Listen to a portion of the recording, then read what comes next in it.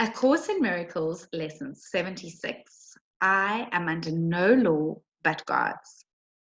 You can find this lesson on page 134, 135, and 136 in your workbook for students. So the core lesson again for today is, I am under no law but God's. We have observed before how many senseless things have seemed to you to be salvation. Each has imprisoned you with laws as senseless as itself. You are not bound by them. Yet to understand that this is so, you must first realize salvation lies not there. While you would seek for it in things that have no meaning, you bind yourself to laws that make no sense. Thus do you seek to prove salvation is where it is not. Today we will be glad you cannot prove it, for if you could, you would forever seek salvation where it is not, and never find it. The idea for today tells you once again how simple is salvation. Look for it where it waits for you, and there it will be found. Look nowhere else, for it is nowhere else. Think of the freedom in the recognition that you are not bound by all the strange and twisted laws you have set up to save you. You really think that you would starve unless you have stacks of green paper strips and piles of metal discs. You really think a small round pellet or some fluid pushed into your veins through a sharpened needle will ward off disease and death. You really think you are alone unless another body is with you. It is insanity that thinks these things. You call them laws and put them under different names in a long catalogue of rituals that have no use and serve no purpose.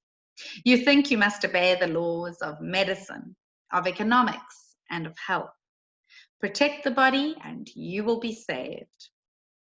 These are not laws, but madness. The body is endangered by the mind that hurts itself. The body suffers just in order that the mind will fail to see it is the victim of itself.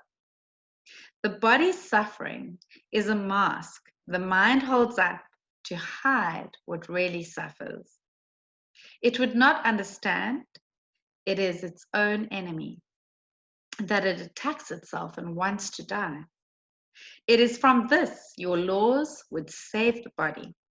It is for this you think you are a body. There are no laws except the laws of God. This needs repeating over and over until you realize it applies to everything you have made in opposition to God's will. Your magic has no meaning. What it is meant to say does not exist. Only what it is meant to hide will save you. The laws of God can never be replaced. We will devote today to rejoicing that this is so. It is no longer a truth that we would hide. We realize instead it is a truth that keeps us free forever. Magic imprisons, but the laws of God make free. The light has come because there are no laws but His. We will begin the longer practice periods today with a short review of the different kinds of laws we have believed we must obey. These would include, for example, the laws of nutrition, of immunization, of medication, and of the body's protection in innumerable ways. Think further. You believe in the laws of friendship, of good relationships, and reciprocity. Perhaps you even think that there are laws which set forth what is God's and what is yours. Many religions have been based on this. They would not save but damn in heaven's name. Yet there are no more strange than other laws you hold must be obeyed to make you safe.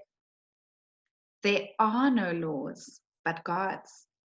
Dismiss all foolish magical beliefs today and hold your mind in silent readiness to hear the voice that speaks the truth to you. You will be listening to one who says there is no loss under the laws of God. Payment is neither given nor received. Exchange cannot be made.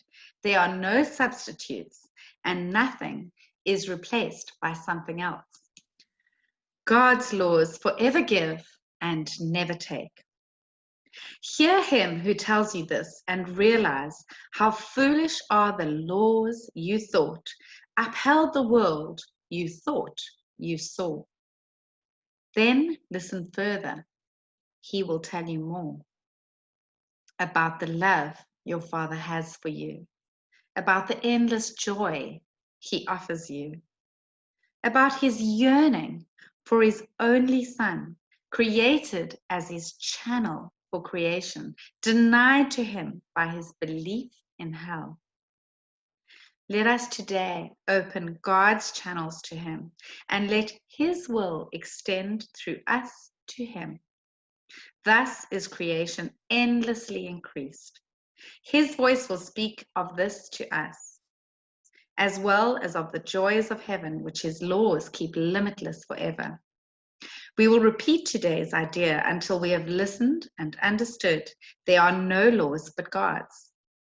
Then we will tell ourselves as a dedication with which the practice period concludes, I am under no laws but God's. We will repeat this dedication as often as possible today, at least 4 or 5 times an hour, as well as in response to any temptation to experience ourselves as subject to other laws throughout the day. It is our statement of freedom from all danger and all tyranny. It is our acknowledgement that God is our Father and that his Son is saved. So the core lesson in lesson 76 is I am under no law but God's.